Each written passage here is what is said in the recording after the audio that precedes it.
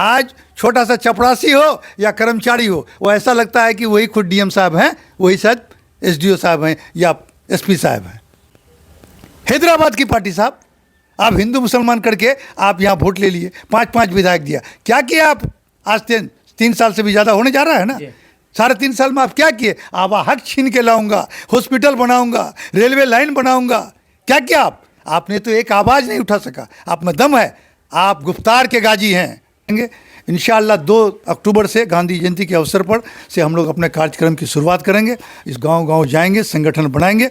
अगर ज़रूरत पड़ी तो इस संगठन को विस्तारित रूप देते हुए हम लोग आने वाले दिनों में इसको एक राजनीतिक दल का भी रूप देख सकते हैं। डॉक्टर साहब एक अच्छे आदमी हैं, इसमें दो राय नहीं। और डॉक्टर साहब का पॉलिटिकल बैकग्राउंड भी है। उनके फादर मोहम्मद हुसैन आज़ाद साहब, अगर कहा जाए तो सुरजापुरी के अगर सबसे बड़े कोई नेता थे अब तक तो वो मोहम्मद हुसैन आज़ाद साहब थे। लेकिन दुर्भाग्य है कि उनमें उनकी सलाहियत नहीं है, लेकिन उसमें कुछ कमी भी नहीं। आज का जो राजनीतिक परिवेश है, आज का जो राजनीतिक हालात हैं, उसमें वो फिट नहीं बैठ रहे हैं। हम भी लोग भी सुनते हैं यदा कदा उसके खिलाफ नौजवानों में बहुत आक्रोश है। अस्सलाम वालेकुम, आदाब। मैं रियाज रही और आप सभी का स्वागत है आपका अपना चैनल अपना गांव में। आज हमारे खास मेहमान हैं प्रोफेसर मसूवीर साहब, हमारे उस्ताद हैं और साथ ही साथ बहादुरगंज विधानसभा के पूर्व प्रत्याशी भी रह चुके हैं। कई मुद्दों पे बात करनी है, बहुत दिनों बाद सर से हमारी मुलाकात हुई है। कई मुद्दे हैं। क्या इस बार विधानसभा इलेक्शन के बाद बहादुरगंज में जो हो रहा करप्शन हो रहा था वो कम हो गया? लोकसभा इलेक्शन को लेकर के क्या कुछ चल रहा है? और सर अभी एक संगठन बना रहे हैं सीमांचल अधिकार फ्रंट कह करके, उस संगठन को बनाने का आखिर क्या आन पड़ी, क्यों बनानी पड़ रही है एक अलग से संगठन? क्या सर की सियासत फिर से दोबारा शुरुआत उसी संगठन के द्वारा होगा? कई सवालात हैं, उनसे सवालात के जवाब अभी हमारे सर देंगे। और आप लोग अगर वीडियो में आए तो वीडियो को शेयर करें, पेज में देख रहे हैं तो फॉलो करें, चैनल में देख रहे हैं तो सब्सक्राइब करें। सर सबसे पहले आपका स्वागत है। बहुत बहुत शुक्रिया आपका, आप यहाँ आए और इन सारे मुद्दों को लेकर मेरे बीच आपने सवाल किया है। जहाँ तक किशनगंज की राजनीति का सवाल है, किशनगंज पूरे हिंदुस्तान में एक ऐसा क्षेत्र है जो एक अपना विचित्र पहचान रखता है, खास करके गंगा जमुनी तहजीब। लेकिन कुछ पिछले कुछ दशक 2 दशक से यहाँ की राजनीतिक स्थिति गड़बड़ा गई है। यहाँ के लोग सब वक्त अपने एक साथ मिलकर रहते हैं, शादी मरना, कब्रिस्तान, श्मशान, सब जगह एक साथ रहते हैं। लेकिन चुनाव के समय कुछ ऐसी परिस्थिति उत्पन्न हो जाता है कुछ लोगों द्वारा, कुछ निहित स्वार्थों वाला, चाहे वो किसी भी कौम से हो, वो अपना निहित स्वार्थ साधने के लिए हिंदू मुसलमान का रंग देकर इस क्षेत्र में आज पिछले 20 साल से यहाँ की राजनीति चल रही है। इसी का परिणाम है कि राजनीति में अच्छे लोग अब तक यहाँ नहीं आ सके, जिस कारण यहाँ का क्षेत्र का सामाजिक, आर्थिक, शैक्षणिक विकास जिस स्तर पर होना चाहिए वो नहीं हो सका। जहाँ तक राजनीतिक दलों का सवाल है, सब दिन इस इलाके में मंत्री रहे, सब दिन यहाँ सत्ता में बैठे हुए विधायक रहे, लेकिन जानबूझकर, ये तो राजनीतिक दलों की कोताही है या मैं तो कहता हूँ कि जानबूझकर ये सीमांचल का जो क्षेत्र है मुस्लिम बहुल क्षेत्र होने के चलते इस क्षेत्र को उपेक्षित किया गया है। एक छोटा सा उदाहरण मैं देता हूँ। अभी बिहार सरकार ने निर्णय लिया है कि बिहार के सभी जिलों में मेडिकल कॉलेज खोला जाएगा। लगभग सभी जिलों में कॉलेज की स्थापना हुई या ऑन प्रोसेस है। लेकिन सीमांचल के इन 3 जिलों में, किशनगंज हो, कटिहार हो, अररिया हो, इनमें अभी तक इसके कोई मेडिकल कॉलेज की बात नहीं हो रही है। तो हमको यहाँ लग रहा है क्योंकि ये मुस्लिम बहुल क्षेत्र है, कहीं ऐसा तो नहीं कि जानबूझ के मुस्लिम बहुल क्षेत्र हो जाने के वजह से ये क्षेत्र उपेक्षा के नज़र से देखा जा रहा है। तो यहाँ 60% मुस्लिम हैं, ये तीनों क्षेत्र को अगर सीमांचल को लिया है। 40% तो हमारे हिंदू भाई हैं, जो भी पिछड़े हैं, जो दलित हैं, जो शोषित हैं, तो उनका क्या होगा? छोड़िए मुसलमानों के छप्पड़ मारिए। आज आए दिन हमारे भारतीय जनता पार्टी के मंत्री हों, विधायक हों या नेता हों, कहते हैं बांग्लादेशी इलाका है। अरे भाई, आपके पास सत्ता है, आपके पास इंटेलिजेंस है, आप क्या करते हो बैठ के? आज 10 साल से सत्ता में हो, निकालो बांग्लादेशी हो। मैं साथ हूँ आगे बढ़ के। ये सिर्फ उन्माद फैलाने का काम आप कर रहे हो, जो दुर्भाग्यपूर्ण है। और हमारे जिले का नेतृत्व कमज़ोर होने के जाते इनका मुंह तोड़ जवाब उससे नहीं मिल पा रहा है, जिसकी वजह से उसका मन बड़ू हो गया है। आज प्रशासनिक तंत्र बेलगाम हो चुका है। मैं गारंटी से कहता हूँ, जिला के किसी ऑफिस में बिना आपको जो कहते हैं सुविधा शुल्क दिए हुए आपका कोई काम नहीं होने वाला है। अब हमारे नेता के पास पूछेगा तो वो जाके बोला जैसे तैसे काम चला लीजिए। आज छोटा सा चपरासी हो या कर्मचारी हो, वो ऐसा लगता है कि वही खुद डीएम साहब हैं, वही शायद एसडीओ साहब हैं या एसपी साहब हैं। इस तरह का बनना, तो इसके लिए जिम्मेदार यहाँ का पब्लिक भी है। आपको भी सोचना होगा कि ये जो राजनीति है, साल में 5 बार जब चुनाव होता है अपना प्रतिनिधि चुनने का, तो आपको सही ढंग से, आप सब दिन ठीक रहते हो और उस वक्त 5 रुपया के चलते, 500 रुपया के चलते और हिंदू मुसलमान के बहकावे में आकर अपना वोट का दुरुपयोग करते हो, तो आपको तो झेलना पड़ेगा। आप जब तक नहीं सुधरिएगा नहीं आएगा, अच्छे आदमी कभी नहीं आएंगे। आज कौन जो लोग रात दिन राजनीति में रहता है, दुख दर्द में जाता है, उसकी उपेक्षा हो जाती है। आज जिसके पास पैसा, वो टिकट दे के पैसा टिकट ले लेगा। आप टिकट के नाम पर दे दीजिएगा, हिंदू मुसलमान के नाम पर। एक ओवैसी की पार्टी आई, मैं भी उस षड्यंत्र में शामिल मैंने फंस गया। वो तो ऊपर वाले का करिश्मा है कि हमको बचा लिया। मैं आज बहुत खुश हूँ कि कम कम उसका अंग नहीं बन सका मैं। हैदराबाद की पार्टी साहब, आप हिंदू मुसलमान करके आप यहाँ वोट ले लिए, 5-5 विधायक दिया। क्या किया आप? आज 3 साल से भी ज़्यादा होने जा रहा है ना। 3.5 साल में आप क्या किए? आप हक छीन के लाऊंगा, हॉस्पिटल बनाऊंगा, रेलवे लाइन बनाऊंगा। क्या किया आप? आपने तो एक आवाज़ नहीं उठा सका। आप में दम है, आप गुफ्तार के गाजी हैं। आपके सिर्फ बोल करके लोगों का उन्माद फैला सकते हैं। आपकी औकात नहीं कि ज़मीन में आप संघर्ष कर सकें, आप 10 दिन के लिए जेल जा सकें। आपके जो बिहार के कायद हैं, 10 साल विधायक रह चुके हैं। क्या किए थे आप 10 साल में? आज बोलते हैं कि और पार्टी वाला कुछ नहीं किया। आप भी तो 10 साल उसका अंग थे। आपने क्या किया कोचादामंड में? एक छोटा सा स्कूल भी खुलवाया क्या? इस तरह की बात करते हैं ये लोग। तो दोषी सभी लोग, हम सभी दोषी हैं। जहाँ तक मेरा प्रश्न है, मैं लगातार छात्र जीवन से राजनीति में रहा हूँ। राजनीति मेरा पेशा नहीं, राजनीति मेरा शौक है, समझे। मैं राजनीति में कभी भी सत्ता हमको नहीं मिला, मैं एक मेंबर भी नहीं बना, लेकिन जनता का अपार प्यार हमारे साथ है, आज भी है। कुछ निहित स्वार्थवादी लोग, जो पैसे वाले लोग, पूंजीपति लोग, दलाल प्रवृत्ति के लोग नहीं चाहते हैं कि मेरे जैसा, मैं 2-2 बार चुनाव जीतते जीते हार गया। उसका मुझे दुख नहीं है, लेकिन आज भी मुझे अपार समर्थन लोगों का, अपार स्नेह, अपार प्यार लोगों का हमको मिल रहा है। इस बात से मैं खुश हूँ। मैं एक बात और कि एक आपके द्वारा संगठन बनाया जा रहा है सीमांचल अधिकार फ्रंट। सर, इस संगठन को बनाने की ज़रूरत क्यों पड़ी और आने वाला वक्त में इसमें क्या कुछ होने वाला है? देखिए, आज पूरे हिंदुस्तान की राजनीति का कोई उसूल नहीं है जी। आज गठबंधन की राजनीति है। कल जो पार्टी दूसरे पार्टी को गाली देता है सुबह, वो शाम में गले लगा लेता है और फिर दूसरे दिन सुबह उसको छोड़ के दूसरे के यहाँ चले जाता है।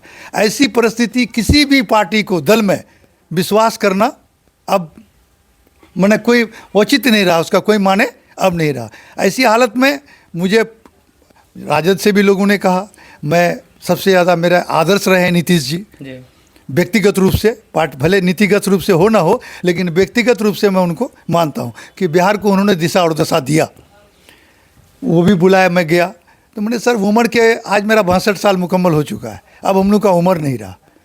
तो ऐसी परिस्थिति में अब फिर झंडा धो के किसी पार्टी का हम मुनासिब नहीं समझते हैं। मैं जो अच्छा करेगा उसके साथ मैं उसका समर्थक हूँ। इसीलिए मैंने अभी कि मेरा संगठन था बहुत दिन से, सीमांचल अधिकार फ्रंट, जिसके लिए अदा कदा हमने सीमांचल की आवाज़ को बुलंद किया है। तो हमारे कुछ नौजवान युवा हैं, कुछ मेरे विद्यार्थी हैं, सबको लेके बैठा तो लोग कहा कि सर एक संगठन बनाइए, उसी के प्लेटफार्म में हम लोग काम करेंगे। तो इस सीमांचल अधिकार फ्रंट को हमने सक्रिय करने का संकल्प लिया है। अब उसी के माध्यम से हम लोग आंदोलन करेंगे और इसको पंचायत स्तर तक ले आकर के, पंचायत स्तर तक संगठित करके उसको आर्थिक रूप से उस संगठन को कमज़ोर मजबूत करेंगे। क्योंकि हम लोग सबसे ज़्यादा आज, चाहे यहाँ के स्थानीय हिंदू हो चाहे स्थानीय मुसलमान हो, उनका मकसद यह है, वो आज पैसे नहीं रहने के चलते आज चंद सिक्कों के खातिर लाचारी मजबूरी में वो किसी का साथ दे देते हैं। तो इसका मकसद इस संस्था का कि हम आर्थिक, सामाजिक, शैक्षणिक और राजनीतिक दृष्टि से जो पिछड़े हैं इसको मजबूत कैसे बनाया जाए, इसी के लिए हम लोग काम करेंगे। और इस सीमांचल अधिकार का बस ये मकसद यही है कि इसको पंचायत स्तर तक मजबूत करके एक क्रांति मोर्चा हमारे यहाँ बना था, लेकिन उसका कोई नियम कायदा नहीं था, उसका कोई संगठन का नियम कायदा नहीं रहने के चलते उसको प्रशासनिक लोगों ने कुचल दिया। ये बाजाब्ता नियम उसूल बाजाब्ता के तौर पर होगा और इसको हम लोग आगे ले जाएंगे। इसका मकसद है सीमांचल की आवाज़ को बुलंद करना। अभी हम लोग का एक 5 सूत्री कार्यक्रम है। पहला है कि हमको सीमांचल को एक हमको विशेष दर्जा दीजिए और यहाँ के स्थानीय युवाओं को चतुर्थ और तृतीय वर्ग के नौकरियों में झारखंड के तर्ज पर आप हमको आरक्षण दीजिए। दूसरा है कि ये ज़िला सेंसिटिव है, इधर से बांग्लादेश है, इधर से नेपाल है, इधर से बंगाल है, बहुत तरह का सीमाओं से घिरा हुआ है। इसे ये सेंसिटिव इलाका है, इसलिए इसमें प्रशासनिक चुस्त दुरुस्त के लिए 4 प्रस्तावित प्रखंड और 2 प्रस्तावित जो अनुमंडल है इसको शीघ्र यहाँ पर स्थापित किया जाए। दूसरा है आर्थिक दृष्टि से पिछड़े होने के कारण इस इलाके के लोग सामाजिक दृष्टि से पिछड़े हैं। हमारे कुछ सुरजापुरी भाइयों को आरक्षण मिला है, जैसा कि गंगी बिरादरी के लोग हैं, जैसा कि राजवंशी बिरादरी के लोग हैं, लेकिन अब भी यहाँ के बहुल सुरजापुरी मूल के जो मुसलमान हैं और छोटा सा एक वर्ग है सदगोप और सूरी, उसको आरक्षण एनेक्सर 1 नहीं मिल चुका, इसलिए उसको एनेक्सर 1 का दर्जा दीजिए। और जो सुरजापुरी मुसलमानों का जो एनेक्सर 2 का दर्जा लंबित है केंद्र में, उसको अविलंब उसको लागू करवाइए। तीसरा है कि ये जो क्षेत्र है गरीब है, आज थोड़ा सा कुछ इलाज के लिए हमको चाहे तो पटना दौड़ना पड़ता है, चाहे सिलीगुड़ी जाना पड़ता है, और हमारी आर्थिक स्थिति ऐसी नहीं है कि हम वहाँ जा सकें। इसलिए सीमांचल के केंद्र में, चाहे वो बैसी हो, अमोड़ हो, ये कौंची का बैसा हो या जोकी हो, ऐसे जगह या बहादुरगंज हो, ऐसी जगह पर एक एम्स स्तरीय हॉस्पिटल चाहिए जहां हर तरह का इलाज ये 4-5 जिले के लोग यहाँ आके उसका इलाज कर सके। ये मेन मुद्दा है। इन मुद्दों को लेकर हम लोग आंदोलन करेंगे, हम लोग अपने आवाज़ को बुलंद करेंगे। इंशाअल्लाह 2 अक्टूबर से गांधी जयंती के अवसर पर से हम लोग अपने कार्यक्रम की शुरुआत करेंगे। इस गांव-गांव जाएंगे, संगठन बनाएंगे। अगर ज़रूरत पड़ी तो इस संगठन को विस्तारित रूप देते हुए हम लोग आने वाले दिनों में इसको एक राजनीतिक दल का भी रूप देख सकते हैं।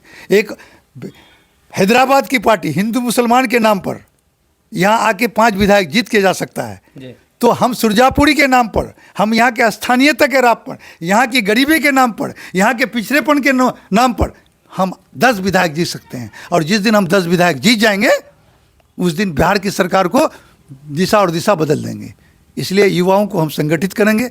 भले हम कामयाब नहीं हो या हो ना हो, ये ऊपर वाले के हाथ में है, लेकिन मैं अपने जीवन में चाहता हूं कि इसकी बुनियाद डाल के जाऊं ताकि हमारे आने वाले युवा आज नेता के पीछे पीछे मोटरसाइकिल नहीं दौड़ाए, बल्कि उसकी अपनी औकात हो, उसकी अपनी हस्ती हो। नहीं तो पूंजी वाले, पैसा वाले कल जाएंगे, करोड़ रुपया देकर टिकट ले जाएंगे, कोई गरीब का बेटा कभी यहाँ का प्रतिनिधि नहीं बन सकेगा। यही मेरी दिली इच्छा है, कामना है। मैं चाहता हूँ इसके लिए लड़ूंगा और तमाम युवाओं से, तमाम नौजवानों से, तमाम मजदूरों से, गरीब लोगों से, हमारे यहाँ मध्यम वर्ग के लोगों से, बुद्धिजीवियों से आग्रह करना चाहूँगा कि वक्त आ गया है कि सीमांचल में हम लोग एकजुट हों। सीमांचल संगठित होगा तो सीमांचल विकसित होगा, सीमांचल संगठित नहीं होगा, विकसित नहीं होगा। हिंदू मुसलमान की राजनीति करना बंद कीजिए। जब तक हिंदू मुसलमान की राजनीति बंद नहीं कीजिएगा आपका दोहन होते रहेगा। सर, बीते 4 से 5 दिन पहले बहादुरगंज में किडनैपिंग होता है सर। झियाघटा के डीलर तमीजुद्दीन साहब का किडनैपिंग होता है पलासमनी चौक से, और आज तक उनका कोई खबर नहीं मिल रहा है। सर, क्या कुछ कहना चाहेंगे इसको लेकर कि लापरवाही किसकी है, कमी किसकी तरफ से आ रही है? देखिए, ये समाज है, समाज में तरह तरह की घटनाएं आए दिन होती रहती है जी। और किडनैपिंग तो यहाँ का एक, इस जिला में तो एक नई चीज़ है, लेकिन और ज़िलों में आज भी बिहार में 2-4-10 जगह किडनैपिंग हुआ होगा। लेकिन किशनगंज के बहादुरगंज जैसे जगह पर इस तरह का किडनैपिंग होना और ऐसे व्यक्ति का होना, जो न वो अरबपति है, न करोड़पति है, न कोई भयंकर क्रिमिनल है, या न कोई बहुत बड़ा आदमी है, उसका किडनैपिंग होना ये आश्चर्यचकित करने वाला है। और ऐसे आदमी का और 5 दिन बीत जाने के बाद भी उसका कोई सुराग नहीं मिलना, उससे भी आश्चर्य करने वाली बात है। इस सिलसिले में मैंने कल यहाँ के पुलिस कप्तान जी एसपी साहब से व्यक्तिगत रूप से मुलाकात किया और उनसे रिक्वेस्ट किया कि इस तरह का हादसा किडनैपिंग होता है, लेकिन ये जो किडनैपिंग होगा, मैं इसलिए आया हूँ कि ये विचित्र बात है। जी अगर ये पैटर्न यहाँ पकड़ लिया, इस तरह का यहाँ होगा, तो ये ज़िला तितर बितर हो जाएगा, क्योंकि यहाँ के ज़िला के लोग बहुत शरीफ है, बहुत सीधे साधे हैं, अपना रोजी रोटी से मतलब रखते हैं। कहीं ना कहीं इसमें साजिश है, ना वो करोड़पति है, ना अरबपति है, न या कोई व्यक्तिगत मामला है। तो अब तक इसका उद्भेदन होना चाहिए। आपका पास बहुत कॉम्पिटेंट अफसर हैं, उनको सबको लोगों को लगाइए। हमारे यहाँ एक डीएसपी साहब प्रशिक्षु के रूप में आया है या ट्रेनिंग पीरियड में, वो नए आदमी हैं, उनको जानकारी नहीं है, तो कॉम्पिटेंट अफसर जो आपके पास है उसको लगाइए, इसका उद्भेदन कीजिए। और मैं उम्मीद करता हूँ कि मैं कल ही गया था, एसपी साहब से मिला था, उम्मीद करता हूँ कि जब बहुत ही शीघ्र प्रशासन इस मामले संज्ञान को लिया है और उसको मैंने सक्रिय रूप से लेंगे और इसका उद्भेदन होगा। नहीं होगा तो ये बहुत चिंता की बात है, उसके लिए फिर हम लोग आगे सोचेंगे। चलिए बात करते हैं लोकसभा चुनाव 2024 को लेकर के, क्योंकि लोकसभा चुनाव 2024 में यहाँ पे अभी 3 उम्मीदवार दिख रहे हैं। AIM से अख्तरुल ईमान साहब उम्मीदवार हैं ही, साथ ही साथ वर्तमान जो सांसद हैं डॉक्टर जावेद साहब, वो तो उम्मीदवार हैं ही, और उसके अलावा मास्टर मुजाहिद साहब जो कि इंडिया गठबंधन के ही अंग हैं, नीतीश जी के वो करीबी भी हैं और जिला अध्यक्ष भी हैं जदयू के, वो भी अपनी तैयारी और उनके लोग भी तैयारी कर रहे हैं।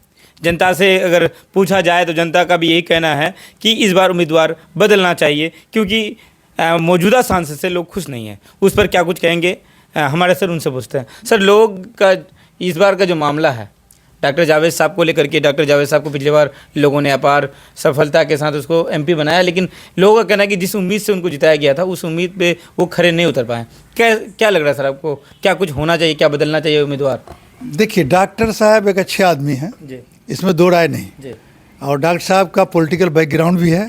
उनके फादर मोहम्मद हुसैन आज़ाद साहब, अगर कहा जाए तो सुरजापुरी के अगर सबसे बड़े कोई नेता थे जी अब तक, तो वो मोहम्मद हुसैन आज़ाद साहब थे। जी। लेकिन दुर्भाग्य है कि उनमें उनकी सलाहियत नहीं है, लेकिन उसमें कुछ कमी भी नहीं। आज का जो राजनीतिक परिवेश है, आज का जो राजनीतिक हालात हैं, उसमें वो फिट नहीं बैठ रहे हैं। हम भी लोग भी सुनते हैं यदा कदा उसके खिलाफ। नौजवानों में बहुत आक्रोश है, लोगों में बहुत आक्रोश है। मैंने आपको पहले भी कहा कि यहाँ परिस्थिति के वश लोग MP और MLA चुनते हैं। जी। यहाँ का राजनीति सब दिन एक से रहता है, जब इलेक्शन आता है तो हिंदू मुसलमान में परिवर्तित हो जाता है, जिसके कारण अच्छे लोग नहीं आ पाते हैं, मजबूरी में लोग वोट देता है। अब हालात किसको वोट देंगे नहीं देंगे ये हम नहीं कह सकते हैं। इसके सिलसिले में हम कुछ दिन पहले नीतीश जी से मुलाकात हुई थी, 2 महीना पहले। हमने कहा कि देखिए, गठबंधन अच्छी बात है, वक्त की पुकार है, वक्त में ज़रूरी है, लेकिन हम सुन रहे हैं ऐसा बात है, तो आप लोग तीनों पार्टी के नेता लोग कांग्रेस को ही टिकट दीजिए। अरे जावेद साहब को मेरी अपनी व्यक्तिगत राय है कि अच्छे आदमी हैं, आवाज़ बुलंद करते हैं पार्लियामेंट में, इनको राज्यसभा भेज दिया जाए।